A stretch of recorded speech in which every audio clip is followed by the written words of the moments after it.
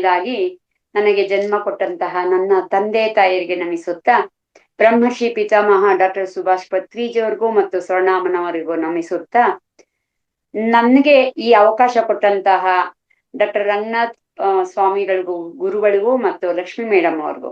So ಇದಕ್ಕೂ ಮುಂಚೆ ನಾನು ಮಹಾವತಾರ್ ಫೌಂಡೇಶನ್ಗೆ 2 ಸಲ ಹೋಗಿದ್ದೆ. ಹಾಗೆ ರಂಗನಾಥ್ ಸರ್ ಅವರು ಏರ್ಪಾಟ್ ಮಾಡಿದಂತಹ ಒಬ್ರು ಭಿಕ್ಷು ಅನ್ನುವಂತಹ ಒಂದು ಕಾರ್ಯಕ್ರಮ ಕೂಡ ನಾನು ಹೋಗಿ ಭಾಗವಹಿಸಿದ್ದೆ. ತುಂಬಾ ಚೆನ್ನಾಗಿದೆ ಇದು. ಆದ್ರೆ ಸ್ವಲ್ಪ ಅಡೆತಡೆಗಳು ಜಾಸ್ತಿ ಆಗಿರೋದ್ರಿಂದ ನಾನು ಹೋಗ್ತಾ ಇಲ್ಲ. ಸೊ ಹಾಗಾಗಿ ಇವತ್ತು ಈ ಅವಕಾಶ ಕೊಟ್ಟಂತಹ ವೇದಿಕೆಯಲ್ಲಿರುವಂತಹ ಎಲ್ಲರಿಗೂ, ಆತ್ಮ ಬಂಧುಗಳಿಗೆಲ್ಲ ನನ್ನ ಆತ್ಮೀಯವಾದಂತಹ ವಂದನೆಗಳನ್ನು ತಿಳಿಸುತ್ತಾ, ನನ್ನ ಪರಿಚಯ ಅಂದ್ರೆ ನನ್ನ ಹೆಸರು ನಾಗರತ್ನ. ಸೊ ಸರ್ನೇಮು ನಾಗರತ್ನ ರೆಡ್ಡಿ ಅಂತ. ಸೊ ನಾವು ಬೆಂಗಳೂರಿನ ನಿವಾಸಿಗಳೇ. ಬೆಂಗಳೂರಲ್ಲಿ ವಾಸ ಮಾಡ್ತೀವಿ. ಕೋರಮಂಗಲದಲ್ಲಿ ವಾಸ ಮಾಡ್ತೀನಿ. ಸೊ ನನ್ನ ಆಧ್ಯಾತ್ಮಿಕ ಜೀವನದ ಪಯಣ, ಸೊ ಇದು ಹೇಗೆ ಶುರುವಾಯಿತು ಅನ್ನೋದು ತುಂಬಾ ಅತ್ಯದ್ಭುತವಾಗಿದೆ, ಹಾಗೆ ತುಂಬಾ ದೊಡ್ಡದಾಗಿದೆ. ಸೊ ಅದನ್ನ ಹೇಗೆ ಹೇಳ್ಬೇಕು ಅಂತ, ಎಲ್ಲಿಂದ ಶುರು ಮಾಡಬಹುದು ಅಂತ, ನಮ್ಮ PSSM ಮೂವ್ಮೆಂಟ್ಗೆ ಬಂದ ಮೇಲಿನ ನನ್ನ ಆತ್ಮೀಯವಾದಂತಹ ಆಧ್ಯಾತ್ಮಿಕ ಸಾಧನೆ ಹೇಳ್ಬಹುದಾ, ಅಥವಾ ನಾನು ಬೈ ಬರ್ತ್ ನನಗೆ ಹೇಗೆ ನನ್ನ ಬಾಲ್ಯದಿಂದ ಈ ಆಧ್ಯಾತ್ಮಿಕತೆಯ ಒಲವು ಬೆಳೆಯಿತು ಅಂತ ಹೇಳ್ಬಹುದಾ ಅಂತ ಒಂದು ಆಲೋಚನೆ. ಸೊ ಆಲೋಚನೆ ಅಷ್ಟೇ, ಅದು ಎಲ್ಲಿಂದಾದ್ರೂ ಶುರು ಮಾಡ್ಬೋದು. ನಮ್ಮ ಆಧ್ಯಾತ್ಮಿಕ ಜೀವನ ನಾವು ಹೊರಗಡೆ ನೋಡೋದೇ ಬೇರೆ. ಹೊರಗಡೆ ಪಯಣ ಮಾಡ್ತೀವಿ, ಇಲ್ಲಿಂದ ಮೈಸೂರ್ಗೆ ಹೋಗ್ತೀವಿ, ಅದೊಂಥರ ಪಯಣ. ಅದು ಬಾಹ್ಯವಾಗಿ ಅಂದ್ರೆ ಹೊರಗಿನ ಪ್ರಪಂಚದಲ್ಲಿ ಓಡಾಡುವಂತಹ ಪಯಣ. ಆದ್ರೆ ನಮ್ಮನ್ನು ನಾವು ಅಂತರಂಗವಾಗಿ ನಮ್ಮ ಒಳಗೆ ನಾವು ಪಯಣ ಮಾಡುವುದೇ ಆಧ್ಯಾತ್ಮಿಕತೆಯ ಒಂದು ಪ್ರಯಾಣ. ಸೊ ಈ ಪ್ರಯಾಣ ತುಂಬಾ ಸುಖಕರವಾಗಿರುತ್ತೆ, ತುಂಬಾ ಚೆನ್ನಾಗಿರುತ್ತೆ. ಅಲ್ಲೂ ಎಡರು ತೊಡರುಗಳು ಬರುತ್ತೆ, ಆದ್ರೆ ನಮ್ಮ ಜೀವನ ಶೈಲಿಯನ್ನು ನಾವೇ ರೂಪಿಸ್ಕೊಳ್ಬಹುದು. ಸೊ ಹಾಗೆ ನನ್ನ ಜೀವನ, ನನ್ಗೆ ತುಂಬಾ ಇಂಟ್ರೆಸ್ಟು ಮೊದ್ಲಿಂದಲೂ ಭಜನ್ಸು ಮತ್ತೆ ಶ್ಲೋಕಗಳು ಎಲ್ಲ. ಸೊ ಒಂದು ಅಪಘಾತದಲ್ಲಿ ನನಗೆ ಬಲಗಾಲಿನ ಕಾಫ್ ಮಸಲ್ಲು ಫ್ರಾಕ್ಚರ್ ಆಗುತ್ತೆ. ಆಗ ನಮ್ಮ ಯಜಮಾನ್ರು ನನ್ಗೆ 201 ಶ್ಲೋಕ ಅನ್ನೋ ಒಂದು ಬುಕ್ ತಂದ್ಕೊಟ್ರು. ಸೊ ಅದರಲ್ಲಿರುವಂತಹ ಶ್ಲೋಕಗಳನ್ನೆಲ್ಲ ಹೇಳ್ಕೊಳ್ತಾ ನಾನು ಸ್ವಲ್ಪ ನನ್ನ ದೇಹ ಬಾಧೆಯನ್ನು ನೀಗಿಸ್ಕೊಳ್ಳೋದಕ್ಕೆ ಪ್ರಯತ್ನ ಪಡ್ತಾ ಇದ್ದೆ. ಸೊ ಅದು 2 ವರ್ಷ ಹಿಡೀತು ಮಾಸ್ಟರ್ಸ್. ನನಗೆ ನನ್ನ ಒಂದು ಆಕ್ಸಿಡೆಂಟ್ ಇಂದ ಆದಂತಹ, ಅಪಘಾತದಿಂದ ಆದಂತಹ ಆ ನ್ಯೂನ್ಯತೆಯನ್ನು ಸರಿ ಮಾಡಿಕೊಳ್ಳೋದಕ್ಕೆ ನಂಗೆ 2 ವರ್ಷ ಹಿಡೀತು. ಆ 2 ವರ್ಷದಲ್ಲಿ ಈ 2 ವರ್ಷದಲ್ಲಿ ನಾನು ಹೆಚ್ಚು ಮಾಡಿದ್ದು ಉಪವಾಸ. ಸೊ ಹಣ್ಣು ಮತ್ತು ತರಕಾರಿಗಳನ್ನ ತಿನ್ಕೊಳ್ತಾ ಉಪವಾಸ ಮಾಡೋದಕ್ಕೆ ಶುರು ಮಾಡಿದೆ. ಅದು ಇನ್ನೂ ಸರಿಯಾಗಿ ನಡೀತಾನೆ ಇರ್ಲಿಲ್ಲ. ಆಗ ನನ್ಗೊಂದು ಅವಕಾಶ ಸಿಕ್ತು, ಸಿದ್ಧ ಸಮಾಧಿ ಯೋಗ ಅಂತ. ಅಂದ್ರೆ ಋಷಿ ಪ್ರಭಾಕರ್ ಗುರೂಜಿಗಳು ನಡೆಸ್ಕೊಡ್ತಾ ಇದ್ದಂತಹ ಸಿದ್ಧ ಸಮಾಧಿ ಯೋಗ, SSY ಅಂತ. ಸೊ ನಿಜವಾಗ್ಲೂ ಮಾಸ್ಟರ್ಸ್ ನಾನು ಅಲ್ಲಿ ಹೋದ್ರೆ ನನಗೆ ಅಲ್ಲಿ ಪ್ರಾಣಾಯಾಮದ ಪರಿಚಯ ಆಯ್ತು. ಹಾಗೆ ಶ್ಲೋಕಗಳ ಆಲ್ರೆಡಿ ಭಜನೆ ಶ್ಲೋಕ ಎಲ್ಲ ತುಂಬಾ ಇಂಟ್ರೆಸ್ಟ್ ಇದ್ದಿದ್ರಿಂದ ಅಲ್ಲಿನ ಆ ವಾತಾವರಣದಲ್ಲಿ ನನ್ನನ್ನು ನಾನು ಸರಿ ಮಾಡ್ಕೊಳ್ಳೋದಕ್ಕೆ ಆಸನ ಅಭ್ಯಾಸ, ಪ್ರಾಣಾಯಾಮ ಎಲ್ಲ ಇರ್ತಾ ಇತ್ತು. ಎಲ್ಲ ಚೆನ್ನಾಗಿ ಅದರ ಅಭ್ಯಾಸ ಮಾಡಿದೆ. ಅಭ್ಯಾಸ ಮಾಡ್ತಾ ಮತ್ತೆ ನನಗೆ ಒಂದು ಅವಕಾಶ ಸಿಕ್ತು. ಪತಂಜಲಿ ಯೋಗ ಶಿಕ್ಷಣ ಸಮಿತಿ ಅಂತ. ನೋಡಿ, ನಾವು ಹೊರಗಿನ ಬಾಹ್ಯ ಪ್ರಪಂಚದಿಂದ ಅಂತರಂಗದ ಆಳಕ್ಕೆ ಇಳಿಬೇಕು ಅಂದಾಗ ನಮಗೆ ಅವಕಾಶಗಳು ಅವೇ ಹುಡ್ಕೊಂಡು ನಮ್ಮನ್ನ ಬರುತ್ತೆ ಅನ್ನೋದಕ್ಕೆ ನನ್ಗೆ ಇದೇ ಸಾಕ್ಷಿ. ಸೊ ನಾನು SSY ಕ್ಲಾಸ್ ಮುಗಿಸಿದ್ದೆ. ಸೊ ಇಲ್ಲಿ 17 ದಿವಸ, ಅಲ್ಲಿ 3 ದಿವಸ ಮರಳವಾಡಿ ಆಶ್ರಮದಲ್ಲಿ ಅದ್ಭುತವಾದಂತಹ ಕಾರ್ಯಕ್ರಮ. ಅಲ್ಲಿಂದ ಮುಗಿಸ್ಕೊಂಡು ಮನೆಗೆ ಬರೋಷ್ಟೊತ್ತಿಗೆ ಇಲ್ಲಿ ನ್ಯಾಷನಲ್ ಗೇಮ್ಸ್ ವಿಲೇಜ್ ಅಂತ, ಅಲ್ಲಿ ಇಂಡೋರ್ ಸ್ಟೇಡಿಯಂ ಅಲ್ಲಿ ರಾಮಸ್ವಾಮಿ ಅಣ್ಣ ಅಂತ, ಪತಂಜಲಿ ಯೋಗ ಶಿಕ್ಷಣ ಸಮಿತಿಯ ರೂವಾರಿಗಳು ಅವರೇ. ತುಮಕೂರಲ್ಲಿ ಮೊದಲಿಗೆ ಇದು ಪರಿಚಯ ಆಗಿದ್ದು. ಸೊ ಪತಂಜಲಿ ಯೋಗ ಶಿಕ್ಷಣ ಸಮಿತಿಯಲ್ಲಿ ಅಲ್ಲಿ ಹೋಗಿ ನಾನು ಒಂದು ದಿನ ಒಬ್ರು ಹೇಳಿದ್ರು, ನಮ್ಮ ರಿಲೇಟಿವೇ, ನೋಡಮ್ಮ ನಾಳೆಯಿಂದ ಇಲ್ಲಿ ಬೆಳಿಗ್ಗೆ 5:30 6:30 ಕ್ಲಾಸ್ ಇರುತ್ತೆ ಅಂತ. ಸೊ ನಾನು 5:15 ಇಲ್ಲಿ ಬಿಟ್ಟು 5:30 ಅದು ಸೇರಿದೆ. ಸೊ ಅಲ್ಲಿ ಹೋದೆ. SSY ಅಲ್ಲಿ ಮಾಡಿದಂತಹ ತರಬೇತಿ ಇಲ್ಲಿ ನನಗೆ ಸಹಾಯಕ್ಕೆ ಬಂತು. ಇಲ್ಲಿ ಅವರ ಆಸನಗಳು ಹೇಳ್ತಾ ಇದ್ದಾಗ ಲೀಲಾಜಾಲವಾಗಿ ಮಾಡ್ಬಿಡ್ತಾ ಇದ್ದೆ. ಸೊ ಮಾಡ್ತಾ ಮಾಡ್ತಾ ಅವ್ರಿಗನ್ನಿಸ್ತು ಈಗಾಗ್ಲೇ ಇವರೆಲ್ಲೋ ಶಿಕ್ಷಣ ಪಡೆದಿದ್ದಾರೆ ಅಂತ. ಸೊ ಅವರು ನನ್ನ ಈ ಇಂಟ್ರೆಸ್ಟ್ ನೋಡಿ, ಮೇಡಮ್ ನಾನು ನಿಮ್ಗೆ ಒಂದು ಅಡ್ರೆಸ್ ಕೊಡ್ತೀನಿ, ನೀವು ಅಲ್ಲಿ ಹೋಗಿ ಒಂದು ಸರ್ಟಿಫಿಕೇಟ್ ಕೋರ್ಸ್ ಮಾಡ್ಕೊಳ್ಳಿ, ತುಂಬಾ ಚೆನ್ನಾಗಿರುತ್ತೆ ಅಂದ್ರು.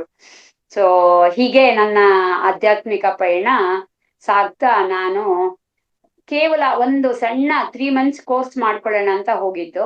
ಅಲ್ಲೂ ಸಹ ಡಾಕ್ಟರ್ ಸುಧೀರ್ ದೇಶಪಾಂಡೆ ಅವರು, ಬೇರೆ ಪಂಕಜ ಶೇಷಾದ್ರಿ ಮೇಡಮ್ ಅವರೆಲ್ಲರೂ, ಇಲ್ಲ ಮೇಡಮ್ ನಿಮ್ಗೆ ತುಂಬಾ ಇಂಟ್ರೆಸ್ಟ್ ಇದೆ, 1 year ಒಂದು ಕೋರ್ಸ್ ಮಾಡ್ಕೊಳ್ಳಿ, ಅದು BSc ಸಮ ಆಗುತ್ತೆ ಯೋಗದಲ್ಲಿ ಅಂತ ಹೇಳಿದ್ರು.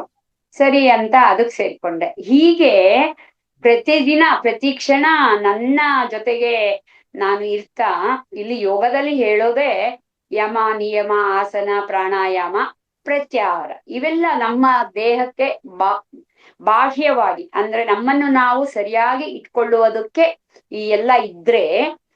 ಆದ್ರೆ ನನಗೆ ತುಂಬಾ ಹೆಚ್ಚಾಗಿ ನನಗೆ ತುಂಬಾ ಹೆಚ್ಚಾಗಿ ಇಷ್ಟ ಆಗಿದ್ದು ಅಂದ್ರೆ ಯಮ ನಿಯಮ ಆಸನ ಪ್ರಾಣಾಯಾಮ ಪ್ರತ್ಯಾಹಾರ ಧಾರಣದ ಜೊತೆಗೆ ನನ್ಗೆ ತುಂಬಾ ಇಷ್ಟವಾಗಿದ್ದು ಅಂದ್ರೆ ಧ್ಯಾನ ಮತ್ತೆ ಸಮಾಧಿ ಸ್ಥಿತಿ. ಸೊ ಹೀಗೆ ಸಾಕ್ತಾ ಸಾಕ್ತಾ ಅಲ್ಲಿ 3 ತಿಂಗಳು ಕೋರ್ಸ್ ಮಾಡ್ಕೊಂಡೆ, ಆಮೇಲೆ 1 ವರ್ಷದ ಕೋರ್ಸ್ ಮಾಡ್ಕೊಂಡೆ, ಆಮೇಲೆ ಎಲ್ಲಾ ಕಡೆ ಕ್ಲಾಸಸ್ ಶುರು ಮಾಡಿದೆ. ಬೆಳಗ್ಗೆ ಒಂದ್ ಕಡೆ, ಸಾಯಂಕಾಲ ಒಂದ್ ಕಡೆ, ಹೀಗೆ ಎಲ್ಲಾ ಕಡೆ ಮಾಡೋಕ್ ಶುರು ಮಾಡಿದೆ. ಈಗ್ಲೇ ಮಾಡ್ತಾ ಮಾಡ್ತಾ ಮಾಡ್ತಾ ಮಾಡ್ತಾ ನನ್ನ ಕಾಲಿನ ನೋವಾಗಿರ್ಬಹುದು, ನನ್ನ ದೇಹದ ಪ್ರತಿಯೊಂದು ಅಂಗಾಂಗನೂ, ಪ್ರತಿಯೊಂದು ಅಣುವಿನೂ, ಪ್ರತಿಯೊಂದು ಕಣನೂ ಡ್ಯಾನ್ಸ್ ಮಾಡ್ತಾ ಇತ್ತು ಅಂತ ಹೇಳ್ಬೋದು ಮಾಸ್ಟರ್. ಆ 25 ವರ್ಷದಿಂದ, ಅದು ಹೇಗೆ 25 ವರ್ಷದ ಹಿಂದೆ ಇದ್ನೋ ಅದೇ ಚೈತನ್ಯ, ಅದೇ ಶಕ್ತಿ, ಅದೇ ಒಂದು ಎನರ್ಜಿಯ ಜೊತೆಗೆ ಇವತ್ತಿಗೂ ನಾನು ನನ್ನ ಆಧ್ಯಾತ್ಮಿಕ ಜೀವನವನ್ನು ಜೀವಿಸ್ತಾ ಇದ್ದೀನಿ. ಸೊ ಬದುಕೋದೇ ಬೇರೆ, ಹೇಗೋ ಹಾಗೆ ಬದುಕೋದೇ ಬೇರೆ. ಆದ್ರೆ ಆಹಾರ ವಿಹಾರ, ಆಚಾರ ವಿಚಾರ, ನಡೆ ನುಡಿ, ರೀತಿ ನೀತಿ, ಈ 8 ಅಂಶಗಳನ್ನ ನಾವು ಅಳವಡಿಸ್ಕೊಂಡು ಒಳ್ಳೆಯ ಸಾತ್ವಿಕ ಆಹಾರದ ಜೊತೆಗೆ ಒಳ್ಳೆಯ ಒಂದು ವಿಚಾರಗಳನ್ನ ಮಾಡ್ತಾ, ನಮಗೆ ಗೊತ್ತಿರುವಂತಹ ವಿಚಾರಗಳನ್ನ ಬೇರೆಯವ್ರಿಗೆ ಹೇಳ್ತಾ, ಈ ತರ ಸಾಗ್ತಾ ಇದ್ದಾಗ ಮತ್ತೆ ನನಗೆ ಅಲ್ಲಿ ಒಂದು ಏನೋ ಒಂದು ಸಾಧನೆ ಮಾಡ್ಬೇಕಲ್ವಾ ಅಂತ ಅನ್ನಿಸ್ತಾ ಇತ್ತು. ಸೊ ಆಗ ನಾನು ವೇದಗಳ ಒಂದು ಪರಿಶೀಲನೆಗೆ, ಅಂದ್ರೆ ವೇದ ಪಠನೆ ನಾನ್ ಕಲ್ತ್ಕೊಳ್ಬೇಕು ಅಂತ ಆಸೆ ಆಯ್ತು. ಸೊ ಹೀಗೆ ಹುಡ್ಕೊಂತ ಹೋದೆ. ನಮ್ಮ ಕೋರ್ಮಂಗಲದಲ್ಲಿ ಇಂಡಿಯನ್ ಹೆರಿಟೇಜ್ ಅಂತ ಒಂದು ಸಂಸ್ಥೆ ಇದೆ, ಅಲ್ಲಿ ಹೋಗಿ ಕೇಳ್ದೆ. ಅಲ್ಲಿ ರಾಮಸ್ವಾಮಿ ಅವರು ವ್ಯವಸ್ಥಾಪಕರು. ಅವ್ರು ಹೇಳಿದ್ರು, ಇಲ್ಲಿ ಒಬ್ರು ರಾಜಮ್ಮ ಮಾಮಿ ಅಂತ ಇದ್ದಾರೆ, ಅವ್ರು ಹೇಳ್ಕೊಡ್ತಾರೆ, ನೀವು ಹೋಗಿ ಅಂತ. ಸೊ ಅದು ಗೊತ್ತಿರೋ ಒಂದು ರಸ್ತೆ ಆಗಿದ್ದಿದ್ರಿಂದ ಹುಡುಕೊಂಡು ಸಾಯಂಕಾಲ ಅವ್ರ ಮನೆ ಹುಡ್ಕೊಂಡು ಹೋದೆ. ಅದು ನನ್ನ ಫ್ರೆಂಡು ಅದೇ ರೋಡಲ್ಲಿ ಇದ್ದಿದ್ರಿಂದ, ಬನ್ನಿ ಅಂಬುಜಾ, ಇಲ್ಲಿ ಒಬ್ರು ಈ ತರ ಇದ್ದಾರೆ ನೋಡೋಣ ಅಂತ ಅಡ್ರೆಸ್ ತಗೊಂಡು ಹುಡ್ಕೊಂಡೋದ್ರೆ ಮಾಸ್ಟರ್ಸ್ ಅವರು ನಮ್ಮನ್ನ ಗೇಟು ಒಳಗಡೆ ಕೂಡ ಬಿಟ್ಕೊಂಡಿಲ್ಲ. ಯಾಕೆ ಅಂದ್ರೆ ಸೊ ಅದನ್ನೆಲ್ಲ ಓದ್ಬೇಕು ಅಂದ್ರೆ ಒಂದು ಅರ್ಹತೆ ಇರ್ಬೇಕು, ಅದು ಇದು ಅಂತ ಅವರ ಭಾವನೆ ಆಗಿತ್ತು. ಆಮೇಲೆ ನಾನು ಹೇಳ್ದೆ, ನಾವೇನು ನಾನ್ ವೆಜ್ ಏನು ತಿನ್ನೋದಿಲ್ಲ, ಹಾಗೆ ನಾವು ತುಂಬಾ ಯೋಗ ಶಿಕ್ಷಕಿ ಆಗಿರೋದ್ರಿಂದ ಎಲ್ಲ ವಿಧಗಳಲ್ಲೂ ನಾನು ತುಂಬಾ ಉತ್ತಮವಾದ ಜೀವನವನ್ನು ಜೀವಿಸ್ತಾ ಇದ್ದೀನಿ. ಸೊ ಅಂತ ಹೇಳಿದಾಗ, ನಿಮ್ಗೊಬ್ರಿಗೆ ಹೇಳ್ಕೊಡಕ್ ಆಗೋದಿಲ್ಲ, ನಿಮ್ ಜೊತೆ ಇನ್ನೊಂದ್ 4 ಜನರನ್ನ ಕರ್ಕೊಂಡ್ ಬನ್ನಿ ಅಂತ ಹೇಳು. ಸೊ ಬುಕ್ ಯಾವುದು ಅಂತ ಹೇಳಿದ್ರು. ಸ್ವಪ್ನ ಬುಕ್ ಸ್ಟಾಲ್ಗೆ ಹೋಗಿ ಬುಕ್ ತಗೊಂಡ್ ಬಂದೆ. ಇನ್ನು 4 ಜನ ಬೇಕಲ್ವಾ, 5 ಬುಕ್ ತಗೊಂಡ್ ಬಂದೆ. ಸಸ್ವರ ವೇದ ಮಂತ್ರಾಹ ಅನ್ನೋ ಒಂದು ಬುಕ್ ಅದು. ಸೊ ತಗೊಂಡ್ ಬಂದ್ಮೇಲೆ ನನ್ ಜೊತೆಗೆ ನನ್ನ ಫ್ರೆಂಡ್ಸ್ ಬೇಕಲ್ವಾ. ಸೊ ಎಲ್ಲಾರು ಯಾವಾಗ್ಲೂ ನನಗೆ ತುಂಬಾ ದೊಡ್ಡವರು ಅಥವಾ ತುಂಬಾ ಚಿಕ್ಕವರು ನನ್ನ ಫ್ರೆಂಡ್ಸ್. ನನ್ನ ವಯಸ್ಸಿಗೆ ಅನುಗುಣವಾಗಿ ಯಾರು ಯಾವತ್ತೂ ಫ್ರೆಂಡ್ಸೇ ಆಗ್ಲಿಲ್ಲ. ಸೊ ಹೀಗೆ ಎಲ್ಲ ಒಂದ್ 15 ವರ್ಷ ದೊಡ್ಡವ್ರನ್ನೆಲ್ಲ ಈ ತರ ಇದೆ ಅಕ್ಕ, ಬನ್ನಿ ಕಲ್ತ್ಕೊಳ್ಳೋಣ ಅಂತ ಹೇಳಿ ಅವ್ರನ್ನ ಬಲವಂತವಾಗಿ ಕರ್ಕೊಂಡೋಗ್ಲಿಕ್ಕೆ ಶುರು ಮಾಡ್ದು. ಆಮೇಲೆ ಅವ್ರಿಗೆ ಇಂಟ್ರೆಸ್ಟ್ ಬಂದ್ಮೇಲೆ ಅವ್ರುನು ಸರಿಯಾದ ಒಂದು ರೀತಿಯಲ್ಲಿ ಕಲಿಯೋದಕ್ಕೆ ಶುರು ಮಾಡಿದ್ರು. ಇದೆಲ್ಲ ಕಲಿತಾ ಕಲಿತಾ ನಾನು ಸ್ಕೂಟಿ ಓಡಿಸ್ತಾ ಇದ್ದೆ. ಆರಾಮ್ಸೆ ನಾನ್ ಸ್ಕೂಟಿಯಲ್ಲಿ ಹೋಗ್ತಾ ಇದ್ದೆ, ಅವ್ರೆಲ್ಲಾರು ನಡ್ಕೊಂಡ್ ಬರ್ತಾ ಇದ್ರು. ಸೊ ಅಲ್ಲಿ ಕಲಿತಾ ಕಲಿತಾ ಬೇರೆ ಬೇರೆ ಕಡೆ ದೇವಸ್ಥಾನಗಳಲ್ಲಿ, ಸಾಯಿಬಾಬಾ ಟೆಂಪಲ್ ಅಲ್ಲಿ, ಹಾಗೆ ನಮ್ಮ ವೈಟ್ ಫೀಲ್ಡ್ ಸಾಯಿಬಾಬಾ ಆಶ್ರಮದಲ್ಲಿ, ಹೀಗೆ ನಮ್ಗೆಲ್ಲ ಅವಕಾಶ ಸಿಗ್ತಾ ಹೋಯ್ತು. ಅದ್ರಲ್ಲಿ ತುಂಬಾ ಚೆನ್ನಾಗಿ ಹಾಡ್ತಾ ಇದ್ದವರು ರಾಧಾ ಮೇಡಮ್. ಅವ್ರ ಜೊತೆಗೆ ನಾವು ಹೋಗ್ತಾ ಇದ್ವಿ. ಹೀಗೆ ಇದು ನಡೀತಾ ನಡೀತಾ ಪುಟಪರ್ತಿ ಸಾಯಿಬಾಬಾ ಆಶ್ರಮದಲ್ಲಿ ಕೂಡ ನಾವು ರುದ್ರಮ್ಮು ಚಾಂಟ್ ಮಾಡಿ ಬಂದಿದ್ವಿ. ಅದೊಂದು ಅತ್ಯದ್ಭುತವಾದ ಒಂದು ಅವಕಾಶ ಅಂತ ಹೇಳ್ಬೋದು. ಗುರುಗಳು ಸಾಯಿಬಾಬಾ ಅವರು ವೀಲ್ ಚೇರ್ ಅಲ್ಲಿ ಬಂದ್ ಕೂತ್ರು.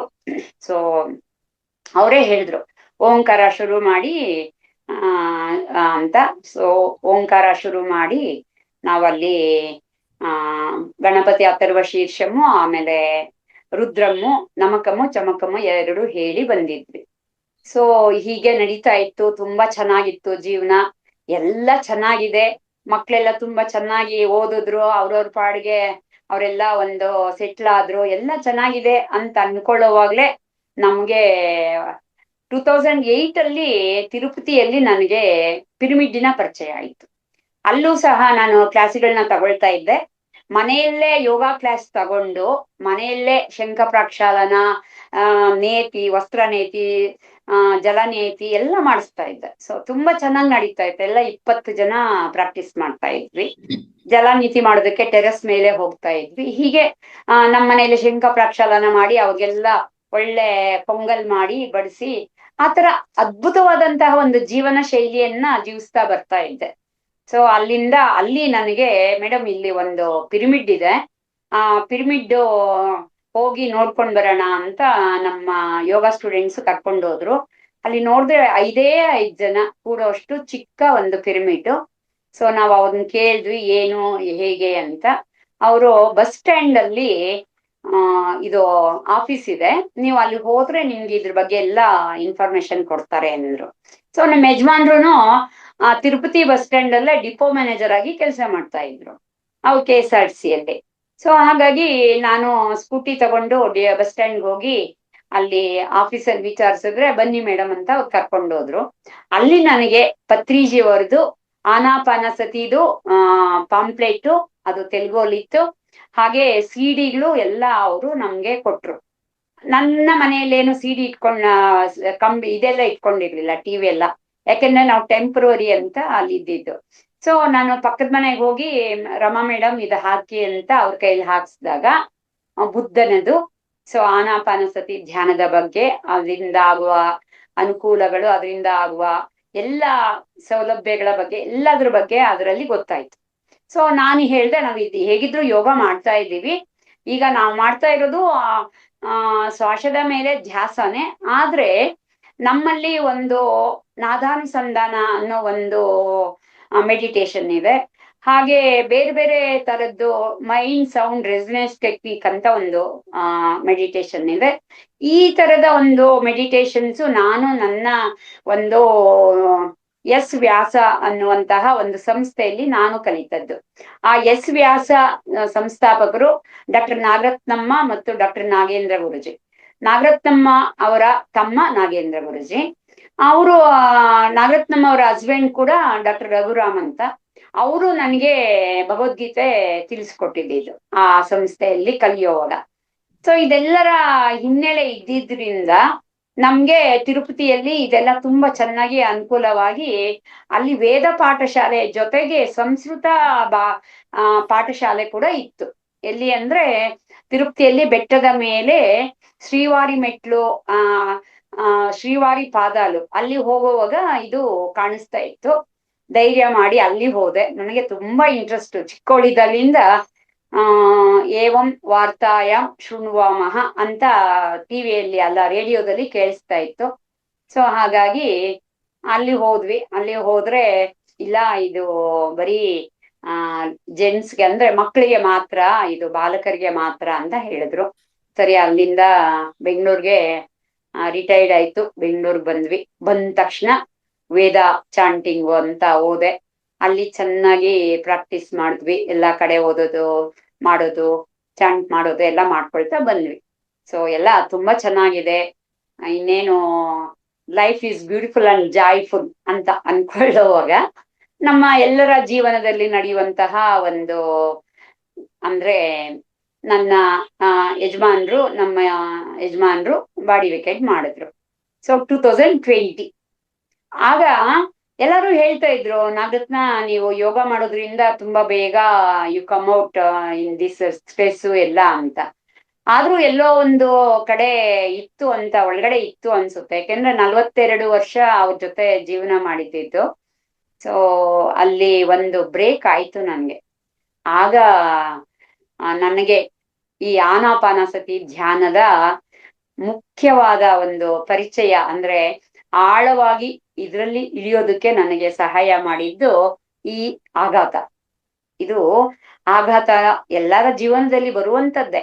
ಅದನ್ನ ನಾವು ಸ್ವೀಕರಿಸುವಂತಹ ಮನೋಭಾವ ತುಂಬಾ ಕಷ್ಟಕರವಾಗಿದ್ದು ಅಂತ ಹೇಳ್ಬೋದು. ಸೊ ಹೀಗೆ ನಾನು ಯೋಗ ಟೀಚರ್ ಆಗಿದ್ರು, ಯೋಗ ಮಾಸ್ಟರ್ ಆಗಿದ್ರು ಸಹ ಶುಭಾ ಮೋಹನ್ ಅನ್ನೋರ ಯೋಗ ಶಾಲೆಯಲ್ಲಿ ಬೆಳಿಗ್ಗೆ ಹೊತ್ತು 5:30 ಇಂದ 6:30 ಪ್ರಾಕ್ಟೀಸ್ ಮಾಡ್ತಾ ಇದ್ವಿ. ಆಗ ಅವರ ಒಬ್ರು ಸ್ನೇಹಿತರು ಮೀನಾ ಸುಧೀರ್ ಮೇಡಮ್ ಮಾಗಡಿ, ಇವರು ಅಲ್ಲಿ ಪರಿಚಯ ಆದ್ರು. ಸೊ ಅವರು ನಮ್ಗೆ ಆನಾಪಾನಸತಿ ಧ್ಯಾನ ಸಾಯಂಕಾಲ 5:30 ಇಂದ 6:30ವರೆಗೂ ನಾವು 45 ಮಿನಿಟ್ಸ್ ಧ್ಯಾನ ಮಾಡಿ 45 ಮಿನಿಟ್ಸ್ ನಾವು ಸತ್ಸಂಗ ಮಾಡ್ಕೊಳ್ತಾ ಇದ್ವಿ. ಇದು ತುಂಬಾ ಚೆನ್ನಾಗಿತ್ತು. ಹೀಗೆ ನಡೀತಾ ನಡೀತಾ ಜೀವನ ಅದ್ಭುತವಾಗಿದೆ ಅಂತ ಅನ್ಕೊಳ್ತಾ ಇದ್ವಿ. ಸೊ ಈಗ ಪತ್ರಿಜಿ ಅವರನ್ನ ಕಾಣ್ಬೇಕು ಅನ್ನುವಂತಹ ಹಂಬಲ ಜಾಸ್ತಿ ಆಯ್ತು. ಸೊ ಅದರ ಮಧ್ಯೆ ಕರೋನಾ ಜನವರಿಯಲ್ಲಿ ಸೆಕೆಂಡ್ ವೇವ್ ಬರೋದಕ್ ಮುಂಚೆ ನಾನು 45 ಮೆಂಬರ್ಸ್ ಜೊತೆಗೆ ಯೋಗ ಪ್ರಾಕ್ಟೀಸ್ ಮಾಡೋಕೆ ಶುರು ಮಾಡಿದೆ. ಮತ್ತೆ ಮೀನಾ ಮೇಡಮ್ ಎಲ್ಲಾರು ಹೇಳಿದ್ರಿಂದ ಬೆಳಿಗ್ಗೆ 6:30 ಇಂದ 7:30 ತುಂಬಾ ಅದ್ಭುತವಾಗಿ ನಡೀತಾ ಇತ್ತು. ಈ ನಡೀತಾ ಇದ್ದಾಗ ಬೆಳಿಗ್ಗೆ ಹೊತ್ತು ನಾವು ಝೂಮ್ ಅಲ್ಲಿ ಕೂಡ ಅಟೆಂಡ್ ಆಗ್ತಾ ಮೈತ್ರೇಯ ಧ್ಯಾನ ಅದು ಇದು ಅಂತ ಸ್ವಲ್ಪ ಹೊತ್ತು 6:30 ಇಂದ 7:30 ಅಲ್ಲಿ ಹೋಗಿ ಜಾಯಿನ್ ಆಗಿ ಹೀಗೆ ತುಂಬಾ ಸುಂದರವಾಗಿ ನಡೀತಾ ಇತ್ತು. ಮೀನಾ ಮೇಡಮ್ ಅನ್ ಕೇಳಿದ್ವಿ ನಾವು. ನನ್ನ ಸ್ಟೂಡೆಂಟ್ಸ್ ಎಲ್ಲ ಮೇಡಮ್ ಕರ್ಕೊಂಡೋಗಿ ಪಿರಮಿಡ್ ವ್ಯಾಲಿಗೆ ಅಂದ್ರು. ಸೊ ನಂದೇ ಕಾರ್ ತಗೊಂಡು ಒಂದು 3-4 ಜನರನ್ನ ಒಂದ್ಸಲ, ಒಂದು 4-5 ಜನರನ್ನ ಒಂದ್ಸಲ ಕೂಡಿಸ್ಕೊಂಡು ಕರ್ಕೊಂಡು ಹೋದ್ವಿ. ಯಾವಾಗ ಹೋದ್ರು ಕೂಡ ಪಗೋಡ ಹತ್ರ ಕೂಡ ನಮ್ಗೆ ಬಿಡ್ತಾ ಇರ್ಲಿಲ್ಲ. ಸೊ ಕರೋನಾ ಅದು ಇದು ಅಂತ ಹೀಗೆ ಹೋಗಿ ಬಂದು ಮಾಡ್ತಾ ಇದ್ವಿ. ಚೆನ್ನಾಗಿದೆ ಅಂತ ಅನ್ಸ್ತಾ ಇತ್ತು. ಆದ್ರೆ ಮೀನಾ ಮೇಡಮ್ ಒಂದ್ ದಿವ್ಸ ಫೋನ್ ಮಾಡಿ, ಮೇಡಮ್ ನಾಳೆ ಬಂದ್ಬಿಡಿ, ಸರಿ ಇದ್ದಾರೆ ಪತ್ರಿಜಿ ಅವರು, ಸೊ ನಿಮ್ಗೆ ಪರಿಚಯ ಮಾಡ್ಕೊಡ್ತೀನಿ ಅಂತ ಕರ್ಕೊಂಡ್ರು, ಹೇಳಿದ್ರು. ನಾವ್ ಇಲ್ಲಿಂದ ನಾನು ಅವ್ರ ಸೋದರತ್ತೆ ಅನ್ನಪೂರ್ಣ ಅನ್ನೋರು ಹೋದ್ವಿ. ಸೊ ಹೋದ್ರೆ ಕಬೀರ್ ಭವನ್ ನಲ್ಲಿ ಸಾಯಂಕಾಲ ಮಧ್ಯಾಹ್ನ ಊಟ ಆದ್ಮೇಲೆ 3 ಗಂಟೆಗೆ ಎಲ್ಲಾರು ಸೇರಿದ್ವಿ. ಸರು ಪ್ರೇಮ್ನಾಥ್ ಸರು, ಕೋಟೇಶ್ವರ್ ಸರು ಎಲ್ಲಾರು ಇದ್ರು ಸ್ಟೇಜ್ ಮೇಲೆ. ಸೊ ಪತ್ರಿಜಿ ಸರ್ ಬಂದ್ರು, ಎಲ್ಲಾರ್ಗು ಶೇಕ್ ಹ್ಯಾಂಡ್ ಕೊಟ್ರು. ಒಂದು ಆ ಸ್ಮೈಲಿಂಗ್ ಫೇಸ್ ಅಂದ್ರೆ ಆ ಮುಗ್ಧತೆ. ಆದ್ರೆ ಆ ಅವ್ರೇನು ಮುಗ್ಧರ, ಅವರ ಅಖಂಡ ಅನಂತ ಇಡೀ ವಿಶ್ವಕ್ಕೆ ಧ್ಯಾನವನ್ನು ಸಾರಿದ ಅಂತವ್ರು ಆ ಮಗುವಿನಂತಹ ಮುಖ ನೋಡ್ತಾ ನೋಡ್ತಾ ನಮ್ಮನ್ನ ನಾವೇ ಮರೆಯುವಂತಹ ಒಂದು ಸ್ಟೇಜ್ಗೆ ನಾವು ಹೋಗ್ತಾ ಇದ್ವಿ. ಸೊ ಆಗ ಅವರು ನನಗೆ ಮೈಕ್ ಕೊಟ್ಟು ನಿಮ್ಮ ಎಕ್ಸ್ಪೀರಿಯನ್ಸ್ ಶೇರ್ ಮಾಡಿ ಅಂತ ತೆಲುಗಲ್ಲಿ ಹೇಳಿದ್ರು. ಒಂದು ಕ್ಷಣ ನಾನು ಏನು ಹೇಳಲೇ ಇಲ್ಲ, ಹಾಗೆ ನಿಂತಿದ್ದೆ. ಮತ್ತೆ ಅವರು చెప్పు ಅಂದ್ರು. ಅದೇ ಸರ್ ತೆಲುಗಲ್ಲಿ ಹೇಳೋದಾ ಕನ್ನಡದಲ್ಲಿ ಹೇಳೋದಾ ಅಂತ ಆಲೋಚನೆ ಮಾಡ್ತಾ ಇದ್ದೀನಿ ಅಂದೆ. ಕನ್ನಡದಲ್ಲೇ ಹೇಳಿ ಅಂದ್ರು. ಸೊ ಕನ್ನಡದಲ್ಲೇ ನನ್ನ ಎಕ್ಸ್ಪೀರಿಯನ್ಸ್ ಎಲ್ಲ ಶೇರ್ ಮಾಡಿದೆ. ಆಗ ಅವರು ನನ್ಗೆ ತಿರುಪತಿಯಲ್ಲಿ ಆ ಮಹತಿಯಲ್ಲಿ ಅವರ ಒಂದು ಇದು ನೋಡಿದ್ದು, ಕಟೌಟ್ಸ್ ಎಲ್ಲ ನೋಡಿದ್ದು, ಮತ್ತೆ ಅಲ್ಲಿ ನನ್ಗೆ ಪಿರಮಿಡ್ ಧ್ಯಾನದ ಬಗ್ಗೆ ಪರಿಚಯ ಆಗಿದ್ದು. ಹಾಗೆ ಕರೋನಾ ಟೈಮಲ್ಲಿ ನನ್ನ ತಂಗಿಯ ಮನೆಯಲ್ಲಿ ಎಲ್ಲರಿಗೂ ಕರೋನಾ ಆಗಿತ್ತು. ಆದ್ರೆ ಕರೋನಾ ಅಂತ ಗೊತ್ತಾಗೋದಕ್ ಮುಂಚೆ ನಾನು 3 days ಅವ್ರ ಜೊತೆನೇ ಇದ್ದೆ. ಆದ್ರೂ ಸಹ ಅವರೆಲ್ಲಾರ ಸೇವೆ ಮಾಡಿದ್ರು ಸಹ ಅವ್ರಿಗೆ ಕರೋನಾ ಅಂತ ಡಿಟೆಕ್ಟ್ ಆದ್ಮೇಲೆ ಮತ್ತೆ ಅವರೆಲ್ಲ ಕ್ವಾರಂಟೈನ್ ಆದ್ರು, ನಾನು ನನ್ನ ಮನೆಗ್ ಬಂದೆ. ಆದ್ರೂ ಸಹ ನಾನು ಅದರಿಂದ ಮುಕ್ತಳಾಗಿ ಆ ಏನು ಏನು ನೋಡಿ ಮಾಸ್ಟರ್ಸ್, ಧ್ಯಾನ ಸಕಲ ರೋಗ ನಿವಾರಿಣಿ ಅನ್ನೋದು ನನ್ನ ಜೀವನದಲ್ಲಿ ಪ್ರತ್ಯಕ್ಷವಾಗಿ ನಾನು ಪ್ರಮಾಣಿಸಿ ನೋಡಿದ್ದೀನಿ. ಧ್ಯಾನ ಸಕಲ ರೋಗ ನಿವಾರಿಣಿ, ಧ್ಯಾನ ಸಕಲ ಜ್ಞಾನ ಪ್ರದಾಯಿನಿ, ಅದು ಸಹ ತುಂಬಾ ಚೆನ್ನಾಗಾಯ್ತು. ಧ್ಯಾನ ಸಕಲ ಸಂಪತ್ ಪ್ರದಾಯಿನಿ. ಸೊ ಸಂಪತ್ ಆಲ್ರೆಡಿ ಇತ್ತು, ಆದ್ರೆ ಅದನ್ನ ಮೇಂಟೈನ್ ಮಾಡ್ಕೊಂಡು ಸಸ್ಟೈನ್ ಮಾಡ್ಕೊಂಡು ಅದನ್ನ ಮೇಲೇನೋ ಕೆಳಗಡೆನೋ ಏನೋ ಆಗ್ದಿರ ಒಂದು ರೀತಿಯಲ್ಲಿ ಬ್ಯಾಲೆನ್ಸಿಂಗ್ ಮಾಡ್ಕೊಳ್ಳುವಂತಹ ಆ ಸಂಪತ್ತು ಆ ಪ್ರದಾಯಿನಿ, ಅದು ಕೂಡ ನನಗೆ ಧ್ಯಾನನೇ ಹೇಳ್ಕೊಡ್ತು ಅಂತ ಹೇಳೋಕೆ ಇಷ್ಟಪಡ್ತೀನಿ. ಸೊ ಅದ್ಭುತವಾದಂತಹ ಆಧ್ಯಾತ್ಮಿಕ ಜೀವನ ನನ್ನ ಒಂದು ಇದು. ಹಾಗೆ ನನಗೆ ತುಂಬಾ ಇಷ್ಟವಾದದ್ದು ಅಂದ್ರೆ ಆಹಾರದಲ್ಲಿ ತುಂಬಾ ಕಟ್ಟುನಿಟ್ಟಾದ ಆಹಾರದ ಕ್ರಮವನ್ನು ನಾನು ಅನುಸರಣೆ ಮಾಡ್ತೀನಿ. ಸೊ ಎಲ್ಲಿ ಹೋದ್ರು ಕೂಡ ಕೇಳಿ 20 ಸಲ ನನಗೆ ಅದರಲ್ಲಿ ತಿನ್ನಬಹುದಾ ಅಂತ ಖಾತ್ರಿ ಆದ ಮೇಲೆನೆ, ತುಂಬಾ ಚೆನ್ನಾಗಿ ನನ್ಗೆ ಅನ್ಸಿದ್ಮೇಲೆನೆ ನಾನೇನಾದ್ರೂ ತಗೋತೀನಿ. ಹೀಗೆ ನಮ್ಮ ಜೀವನವನ್ನು ನಾವು ಆಧ್ಯಾತ್ಮಿಕತೆಯ ಅಂದ್ರೆ ಆದ್ಯ ಅಂದ್ರೆ ಏನು, ಆತ್ಮಿಕ ಅಂದ್ರೆ ಏನು, ಅಂದ್ರೆ ನಮ್ಮ ಆತ್ಮದ ಒಂದು ಸಂಶೋಧನೆ, ನಮ್ಮ ಆತ್ಮದ ಒಂದು ಪಯಣವನ್ನು ನಾವು ಎಲ್ಲಿಗೆ ತಗೊಂಡೋಗ್ಬಹುದು, ಹೇಗೆ ತಗೊಂಡೋಗ್ಬಹುದು, ನಮ್ಮನ್ನ ನಾವು ಹೇಗೆ ಸರಿದಾರಿಯಲ್ಲಿ ಇಟ್ಕೊಳ್ಬಹುದು. ಸೊ ಅದು ಭಗವದ್ಗೀತೆಯಲ್ಲಿ ಒಂದು ಶ್ಲೋಕ ಹೇಳಿದ್ದಾರೆ, ಯುಕ್ತ ಆಹಾರ ವಿಹಾರಸ್ಯ ಯುಕ್ತ ಜ್ಯೇಷ್ಠಸ್ಯ ಕರ್ಮಸು ಯುಕ್ತ ಸ್ವಪ್ನಾವಬೋಧಸ್ಯ ಯೋಗೋ ಭವತಿ ದುಃಖ ಅಂತ. ಯೋಗ ಅಂದ್ರೆ ಬರೀ ಬೇರೆಯವ್ರಿಗೆ ಎಲ್ಲರಿಗೂ ಅನ್ಸೋದು ಯೋಗ ಅಂದ್ರೆ ಶೀರ್ಷಾಸನ, ಆಯಾಸನ, ಈ ಆಸನ ಅಂತ ಅಲ್ಲ. ಯೋಗ ಅಂದ್ರೇನೆ ಯುಜ್ಯತೆ ಅನೇನ ಇತಿ ಯೋಗ ಅಂತ ಹೇಳ್ತಾರೆ. ಇದು ಸಹ ನನ್ಗೆ ತುಂಬಾ ಇಂಟ್ರೆಸ್ಟ್ ಆಗಿ, ಎಲ್ಲಾರು ಸಂಸ್ಕೃತದಲ್ಲಿ ವದಾಮಿ ವದಿಷ್ಯಾಮಿ ಅಂತ ಹೇಳ್ತಾರೆ, ಏನಪ್ಪ ಇದು ಅಂತ ಹೇಳ್ದಾಗ ನನ್ಗದ್ ಕಲಿಬೇಕು ಅಂತ ಅನಿಸ್ದಾಗ ನಮ್ಮನೆ ಹತ್ರನೇ ಒಬ್ಬರು ಮಾಸ್ಟರ್ ಕರೆಸಿ 35 ಜನರ ಜೊತೆಗೆ ಸ್ಪೋಕನ್ ಸಾಂಸ್ಕ್ರಿಟ್ 10 ದಿನದ ಕಾರ್ಯಕ್ರಮವನ್ನು ಏರ್ಪಡಿಸಿ ಅದು ಕಲಿತು, ಮತ್ತೆ ನಾನೇ ತುಂಬಾ ಕಡೆ ಸ್ಪೋಕನ್ ಸಾಂಸ್ಕ್ರಿಟ್ ಕ್ಲಾಸಸ್ ಮಾಡಿ ಈಗ ಮತ್ತೆ ಅದ್ರ ಬಗ್ಗೆ ಅಭಿರುಚಿ ಬೆಳೆದು, ಮತ್ತೆ ಈಗ ನಾವು ಸಂಸ್ಕೃತದ ಒಂದು ಅಭ್ಯಾಸ ವರ್ಗ ಅಂತ, ಸಂಸ್ಕೃತ ಅಭ್ಯಾಸ ವರ್ಗ ಅಂತ ಶುರು ಮಾಡಿದೀವಿ ಮಾಸ್ಟರ್ಸ್. ತುಂಬಾ ಚೆನ್ನಾಗಿತ್ತು. ಆ ಶ್ಲೋಕದ ಒಂದು ಅರ್ಥವನ್ನು ನಾವು ನಮ್ಮ ಜೀವನದಲ್ಲಿ ಸರಿಯಾದ ಆಹಾರ ವಿಧಾನ, ಸರಿಯಾದ ವಿಹಾರ, ಸರಿಯಾದ ಅಂದ್ರೆ ಸರಿಯಾದ, ಮೊನ್ನೆ ನಾನು ಪತ್ರಿಜಿಯವ್ರ ವಾಣಿ ಕೂಡ ಕೇಳಿದೆ, ಸಮ್ಯಕ್ ಅಂದ್ರೆ ಸರಿಯಾದದ್ದು, ನಮ್ಮ ಜೀವನದಲ್ಲಿ ಹಿತವಾದ ಮಿತವಾದ ಆಹಾರ ವಿಚಾರ ಎಲ್ಲವನ್ನು ನಾವು ಅಳವಡಿಸ್ಕೊಳ್ತಾ ಸ್ವಪ್ನಾವಬೋಧಸ್ಯ, ನಮ್ಮ ಸ್ವಪ್ನದಲ್ಲಿ ಕೂಡ ನಾವು ಬೇರೆಯವರಿಗೆ ಕೆಡುಕನ್ನು ಬಯಸದೆ, ಅಂದ್ರೆ ಎಲ್ಲರೂ ಒಳ್ಳೇದಾಗ್ಲಿ, ಎಲ್ಲಾರ್ಗೂ ಚೆನ್ನಾಗಾಗ್ಲಿ, ಇಡೀ ವಿಶ್ವಕ್ಕೆ ಒಳ್ಳೇದಾಗ್ಲಿ ಅಂತ ಅನ್ಕೊಂಡಾಗ ಆ ವಿಶ್ವದಲ್ಲಿ ನಾವು ಒಬ್ರಾಗಿರ್ತೀವಿ. ಸೊ ಹಾಗಾಗಿ ಈ ಜೀವನ ಅತ್ಯದ್ಭುತವಾಗಿ ನಮ್ಗೆ ನಾವೇ ನಿರ್ಮಾಣ ಮಾಡ್ಕೊಳ್ಬಹುದು. ಅದು ಹೇಗೆ ಒಂದು ಚಿಟ್ಟೆ ಬಣ್ಣ ಬಣ್ಣದ ರೆಕ್ಕೆಗಳಿಂದ ಹಾರ್ಲಿಕ್ಕೆ ಶುರು ಮಾಡಿದಾಗ ಅದೆಷ್ಟು ಅದ್ಭುತವಾಗಿ ಕಾಣಿಸುತ್ತೆ, ಹಾಗೆ ನಮಗೂ ಚಿಟ್ಟೆ ತರನೇ ರೆಕ್ಕೆಗಳು ಬರುತ್ತೆ. ನಾವು ಲಾರ್ವಾ ತರನೇ ಏನು ಇರೋದಿಲ್ಲ, ಆ ಲಾರ್ವಾದಿಂದ ಅಕ್ಕಪಕ್ಕದಲ್ಲಿ ರೆಕ್ಕೆಗಳು ಬರುತ್ತೆ. ಅದು ಹಾರ್ತಾ ಹಾರ್ತಾ ಹಾರ್ತಾ ಒಂದು ಹೂವಿನಿಂದ ಇನ್ನೊಂದು ಹೂವಿಗೆ ಮಕರಂದ, ಎಲ್ಲಾ ಕಡೆ ಸಿಹಿಯಾದ ಒಂದು ಮಕರಂದವನ್ನ ಹೀರ್ತಾ, ಸೊ ಎಲ್ಲಾ ಕಡೆ ಹೋಗ್ತೀವಿ ನಾವು, ಎಲ್ಲೆಲ್ಲಿ ಏನೇನ್ ಸಿಗುತ್ತೆ ಅಂತ ನೋಡ್ತೀವಿ. ಯಾವುದು ನಮ್ಮ ಜೀವನಕ್ಕೆ ಸರಿಯಾಗಿದೆ ಅನ್ನೋದನ್ನ, ಯುಕ್ತವಾದದ್ದನ್ನ, ಸರಿಯಾದದ್ದನ್ನ ನಾವು ಆರಿಸ್ಕೊಳ್ತೀವಿ. ಇದು ಅದ್ಭುತವಾಗಿದೆ. ಸೊ ಪತ್ರಿಜಿಯವರನ್ನ ಸುಮಾರು ಒಂದು 5-6 ಸಲ ಪಿರಮಿಡ್ ವ್ಯಾಲಿಯಲ್ಲಿ ಭೇಟಿ ಮಾಡಿದೀವಿ, ಹಿರಿಯೂರಲ್ಲಿ ಒಂದ್ಸಲ ಭೇಟಿ ಮಾಡಿದೀವಿ. ಹೀಗೆ ಪ್ರಯಾಣ ಅದ್ಭುತವಾಗಿ ನಡೀತಾ ಇತ್ತು ಅಂತ ಹೇಳೋಕೆ ಇಷ್ಟಪಡ್ತೀನಿ. S masters. ಎಸ್ ಮೇಡಮ್, ಇನ್ನೊಂದು 5 ನಿಮಿಷ. ಹಾ ಟೈಮ್ ಇದೆ, ನೋ ಪ್ರಾಬ್ಲಮ್. ಏನಾದ್ರೂ ಹೇಳ್ಬೇಕು ಅಂತಿದ್ರೆ ಥ್ಯಾಂಕ್ ಯು ವೆರಿ ಮಚ್. ಹೇಳಿ. ಹಾ, ಹೇಳಿ ಸೊ ಮ್ಯಾಮ್. ಹೀಗೆ ಎಸ್ ಮೇಡಮ್, ಹೀಗೆ ನಮ್ಮ ಒಂದು ಈಗ ನನ್ಗೆ ಯಾವ್ದಾದ್ರು ಈಗ ಒಂದು ಪ್ಲೇಸು ನನ್ಗೆ ಕಾಣಿಸುತ್ತೆ. ಅಂದ್ರೆ ನಾವು ಸುಮಾರು 2020 22 ಅಲ್ಲಿ ನಾವು ಮಹಾವತಾರ್ ಬಾಬಾ ಕೇವ್ಸು ಆ ಕಡೆ ಹೋದ್ವಿ, ಉತ್ತರಾಖಂಡ್ ಆ ಕಡೆಗೆ.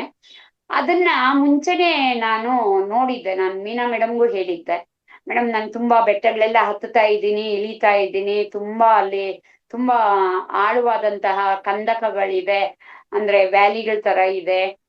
ಸೊ ಇದೆಲ್ಲ ನನ್ ಕಾಣಿಸ್ತಾ ಇದೆ ಅಂತ ಹೇಳ್ತಾ ಇದ್ದೆ. ಹಾಗೆ ನಂಗೊಂದು ಆಫರ್ ಬಂತು, ನಾನು ನಮ್ಮ ಫ್ರೆಂಡು ವತ್ಸಲ ಮೇಡಮು ಎಲ್ಲಾರುನು ಆ ಒಂದು ಯಾತ್ರೆಗೆ ಹೋದ್ವಿ. ಸೊ ಮಹಾವತಾರ್ ಬಾಬಾ ಕೇವ್ಸ್ ಅದು ಹತ್ತಿದ್ದು ಉತ್ತರಾಖಂಡ್ ಪಾಂಡವ್ ಕೋಲಿಗೆ ಹತ್ತಿದ್ದು ತುಂಬಾ ವಿಶೇಷವಾದಂತಹ ಒಂದು ಎಕ್ಸ್ಪೀರಿಯನ್ಸು.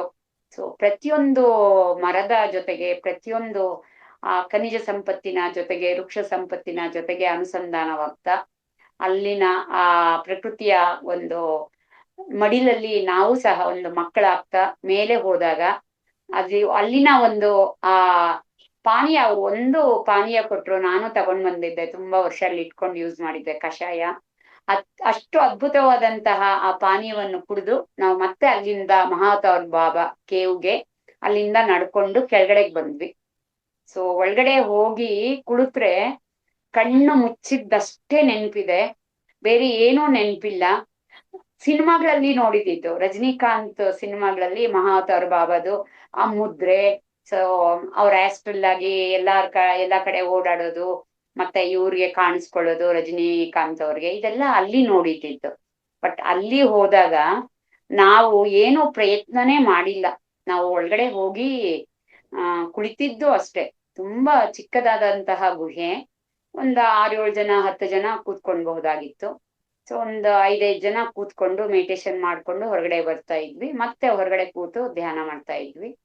ಸೊ ಆ ಆ ಶೀತಲವಾದದ್ದು ಅದೆಷ್ಟು, ಹೊರಗಡೆ ಬೆವರು ಸುರಿತಾ ಇತ್ತು, ಆದ್ರೆ ಒಳಗಡೆ ಹೋಗಿದ ತಕ್ಷಣ ಆ ಆ ಶೀತಲವಾದಂತಹ ತಣ್ಣನೆಯ ಆ ಗುಹೆಯ ಒಳಗಿನ ಆ ಸ್ಪರ್ಶ, ಹಾಗೆ ನಮ್ಮ ಮಹಾವತಾರ್ ಅವರ ಒಂದು ದಿವ್ಯ ದರ್ಶನದ ಒಂದು ಅದು ನಮ್ಗೆ ಮರೆಯಕ್ಕೆ ಆಗೋದಿಲ್ಲ. ಸೊ ಅಲ್ಲಿಂದ ಎಲ್ಲಾ ನೋಡ್ಕೊಂಡು ನಾವು ಬೆಂಗಳೂರು ಬಂದಿದ್ವಿ. ನಂಗೆ ಈಗ 3 days ಬ್ಯಾಕ್ ಕೂಡ ತುಂಬಾ ದೊಡ್ಡ ದೊಡ್ಡ ಬೆಟ್ಟಗಳು, ಮತ್ತೆ ಅಲ್ಲಿ ಕೊರಕಲು, ಅಲ್ಲಿ ನೀರು, ಇದು ಜಾಸ್ತಿ ನನಗೆ ಕಾಣಿಸ್ತಾ ಇರುತ್ತೆ ಧ್ಯಾನದಲ್ಲಿ. ಸೊ ಏನಪ್ಪಾ ಅಂತ ನೋಡ್ಕೊಂಡ್ರೆ ನನ್ನ ಹೆಬ್ಬೆಟ್ಟು ಗಾಯ ಆಗಿತ್ತು. ಅಂದ್ರೆ ಅದು ಹೇಗೆ ಅಂತ ಗೊತ್ತಿಲ್ಲ, ಆದ್ರೆ ಬೆಳಿಗ್ಗೆ ಎದ್ದು ಕಾಲು ಕೆಳಗಡೆಗೆ ಇಟ್ರೆ ಹೆಬ್ಬೆಟ್ಟು ನೋಯ್ತಾ ಇತ್ತು ಬಲ್ಗಾಲಲ್ಲಿ. ಏನಾಯ್ತು ಅಂತ ಅನ್ಕೊಂಡೆ. ಸೊ ಮೋಸ್ಟ್ಲಿ ಎಲ್ಲಾದ್ರೂ ರಾತ್ರಿ ತೆಗೆಸ್ಕೊಂಡಿದ್ದೀನಾ ಅಂತ ಅನ್ಕೊಂಡೆ, ಬಟ್ ಗೊತ್ತಿಲ್ಲ. ಕೊರಕಲಲ್ಲಿ ಎಲ್ಲಾ ಕಡೆ ಓಡಾಡ್ತಾ ಇದ್ದೀನಿ. ನನ್ನ ಒಬ್ರು ಸ್ನೇಹಿತೆ ಹೆಸರು ಹಿಡಿದು ಕರಿತಾ ಇದ್ದೀನಿ, ಜಯಪ್ರಭಾ ಜಯಪ್ರಭಾ ಇಲ್ಲಿ ಬನ್ನಿ, ತುಂಬಾ ಚೆನ್ನಾಗಿದೆ ಅಂತ. ಹೀಗೆ ಅದ್ಭುತವಾದಂತಹ ಜೀವನವನ್ನ ಜೀವಿಸ್ತಾ ಈಗ್ಲೂ ಯೋಗ ಅಂತೂ ಏನು ಬಿಟ್ಟಿಲ್ಲ. ಬೆಳಗ್ಗೆ 6:30 ಇಂದ 7:30ವರೆಗೂ ಒಂದು 4-5 ಜನ ಸೇರಿ ಪ್ರಾಕ್ಟೀಸ್ ಮಾಡ್ಕೋತೀವಿ. ಹಾಗೆಯೇ ಯೋಗ ಚಿಕಿತ್ಸೆಯ ರೂಪದಲ್ಲಿ, ಅಂದ್ರೆ ಈಗ ಮೊಣಕಾಲ್ ನೋವಿಗೆ ಏನ್ ಕೊಡ್ಬೇಕು, ಸೊಂಟ ನೋವಿಗೆ ಏನ್ ಕೊಡ್ಬೇಕು, ಅಂದ್ರೆ ಫಿಸಿಯೋಥೆರಪಿ ತರ. ಅಂದ್ರೆ ನಾನ್ ಮಾಡಿದ್ದೆ ಥೆರಪಿ, ಯೋಗ ಥೆರಪಿ ಕೋರ್ಸ್ ಅಂತ. ಸೊ ಅದು ಮಾಡಿಸ್ತಾ ತುಂಬಾ ಚೆನ್ನಾಗಿರುವಂತಹ ಜೀವನವನ್ನ ಜೀವಿಸ್ತಾ ಇದ್ದೀವಿ. ತುಂಬಾ ಅದ್ಭುತವಾದಂತಹ ಜೀವನವನ್ನ ಜೀವಿಸ್ತಾ ಇದ್ದೀನಿ ಅಂತ ಹೇಳೋದಕ್ಕೆ ಇಷ್ಟಪಡ್ತೀನಿ. ಇದ್ರಲ್ಲೇ ಮುಂದುವರಿಬೇಕು, ಇದ್ರಲ್ಲೇ ನಮ್ಮ ಜೀವನವನ್ನು ಸಾಗಿಸ್ಬೇಕು. ಮತ್ತೆ ಈಗ ನಾವು ಒಳ್ಳೆ ರಾಷ್ಟ್ರೀಯ ಹೆದ್ದಾರಿಯಲ್ಲಿದ್ದೀವಿ, ಆ ಹೆದ್ದಾರಿ ಬಿಟ್ಟು ಆ ಕಡೆ ಈ ಕಡೆ ಕವಲು ದಾರಿಗಳು ಮಸ್ತಾಗಿದೆ, ಆದ್ರೆ ನಾವೆಲ್ಲೂ ಯಾವ ಕಡೆನೂ ಆ ಕಡೆ ಈ ಕಡೆ ಹೋಗ್ದಿರಾ ಇದೇ ಹೆದ್ದಾರಿಯಲ್ಲಿ ಪತ್ರಿಜಿಯವರ ಆ ದಿವ್ಯ ಸಂದೇಶದಂತೆ, ನಾನು ಅಮೇರಿಕದಲ್ಲಿ ನನ್ ಮಗ ಇದ್ದಾನೆ, ಅಲ್ಲಿ ಹೋದ್ರು ಕೂಡ ಎಕ್ಸ್ಕ್ಯೂಸ್ ಮೀ ನಮಸ್ತೆ ಅಂತ ಹೇಳಿ, ನಮ್ಮ ಇಂಡಿಯಾದವರಾದ್ರೆ ಅವರ ಭಾಷೆ ಕೇಳಿ, please subscribe this Hindi channel PMC Hindi ಅಂತ, ತೆಲುಗುವರಾದ್ರೆ ತೆಲುಗು, ಕನ್ನಡದವರಾದ್ರೆ ಕನ್ನಡ, ಹೀಗೆ ಎಲ್ಲಾ ಕಡೆ ಹೋದ್ರುನು ಧ್ಯಾನ ಪ್ರಚಾರ ಮಾಡ್ತಾ, ಈಗ ನಾವು ನಾಡಿದ್ದು ಧರ್ಮಸ್ಥಳ ಮಹಿಳಾ ಧ್ಯಾನ ಮಹಾಚಕ್ರ ಕೂಡ ಹೋಗ್ತಾ ಇದ್ದೀವಿ. ಸೊ ಅದ್ಭುತವಾದದ್ದಿದೆ, ತುಂಬಾ ಚೆನ್ನಾಗಿದೆ ಫ್ರೆಂಡ್ಸ್. ಇದನ್ನ ಯಾರು ಮಿಸ್ ಮಾಡ್ಕೊಳ್ಬಾರ್ದು. ಈಗ ನಾವೆಷ್ಟು ಧ್ಯಾನ ಮಾಡ್ತೀವಿ, ಸಣ್ಣ ಸಣ್ಣ ಧ್ಯಾನಗಳು ಮಾಡ್ತೀವಿ, ಚಿಕ್ಕ ಚಿಕ್ಕ ಧ್ಯಾನಗಳು ಮಾಡ್ತೀವಿ, 1 ನಿಮಿಷದ ಧ್ಯಾನ ಮಾಡ್ತೀವಿ, 2 ನಿಮಿಷದ ಧ್ಯಾನ ಮಾಡ್ತೀವಿ. ಅದೆಲ್ಲರ ಜೊತೆಗೆ ನಾವು ಧ್ಯಾನ ಪ್ರಚಾರ ಮೇನ್ ಇಂಪಾರ್ಟೆಂಟ್. ನಮಗೆ ಬೇಕಾಗಿರೋದು ಇಡೀ ಪ್ರಪಂಚ, ಇಡೀ ವಿಶ್ವ ಧ್ಯಾನ ಜಗತ್ತಾಗ್ಬೇಕು. ಹಾಗೆ ಇಡೀ ವಿಶ್ವದಲ್ಲಿ ಪಿರಮಿಡ್ಗಳು ಬರ್ಬೇಕು. ಹಾಗೆ ಧ್ಯಾನ ಜಗತ್ತು, ಪಿರಮಿಡ್ ಜಗತ್ತು, ಸಸ್ಯಾಹಾರ ಜಗತ್ತು. ಈ ಸಸ್ಯಾಹಾರ ರ್ಯಾಲಿಗಳು ಸಹ ಅಷ್ಟೇ, ನಾನು ಎಲ್ಲ ಕಡೆ ಆದಾಗ ಆದಷ್ಟು ಹೋಗಿ ಅಲ್ಲಿ ಅಟೆಂಡ್ ಮಾಡ್ತೀನಿ. ಹಾಗೆ ನಮ್ಮ ನೆಂಟ್ರಿಸ್ಟ್ರ ಮನೆಗೆ ಹೋದಾಗ ಕೂಡ ಹೇಳ್ತೀನಿ. ಬಟ್ ಯಾರು ಕೇಳುವಂತಹ ಮನಸ್ಥಿತಿಯಲ್ಲಿ ಇರೋದಿಲ್ಲ. ಸೊ ಹಾಗಾಗಿ ಯಾರಿಗೂ ಕಂಪಲ್ಸರಿ ಅಂತ ಏನು ಹೇಳೋದಿಲ್ಲ. ಅದು ಅವ್ರವ್ರ ಇಷ್ಟ ಅಂತ ಬಿಟ್ಟು ನಮ್ಮ ಪಾಡಿಗೆ ನಮ್ಮ ಜೀವನದ ಶೈಲಿಯನ್ನು ಮಾತ್ರ ನಾವು ರೂಪಿಸ್ಕೊಳ್ಳೋಣ ಅಂತ ಆ ಒಂದು ಕಾನ್ಸೆಪ್ಟ್ ಅಲ್ಲಿ ಇದೀನಿ ಫ್ರೆಂಡ್ಸ್. ಎಸ್. ಸೊ ತುಂಬಾ ಚೆನ್ನಾಗಿದೆ. ಅಡಿಗೆ ಮನೆಯಲ್ಲೂ ನಮ್ಮ ಪ್ರತಿನಿತ್ಯದ ಅಡಿಗೆಯಲ್ಲಿ ಸಹ ನಾನು ತುಂಬಾ ಚೆನ್ನಾಗಿರುವಂತಹ ಆಹಾರ ವಿಧಾನಗಳನ್ನ ರೂಢಿಸ್ಕೊಂಡಿದ್ದೀನಿ. ಸೊ ಎಸ್ ಮಾಸ್ಟರ್ಸ್, ಎಲ್ಲಿ ಏನೇ ಸತ್ಸಂಗ ಇರ್ಲಿ, ಏನೇ ಒಂದು ಕಾರ್ಯಕ್ರಮ ಇದ್ರು ನಾನು ಅಲ್ಲಿ ಹೋಗಿ ಅಟೆಂಡ್ ಮಾಡ್ತೀನಿ. ನಮ್ಗೆ ಆ ತರದ ಒಂದು ಅವಕಾಶ ಸಿಕ್ಕಾಗೆಲ್ಲ ಅದನ್ನ ಸರಿಯಾಗಿ ಉಪಯೋಗಿಸ್ಕೊಳ್ತಾ ಇದ್ದೀನಿ. ಎಸ್. So thank you.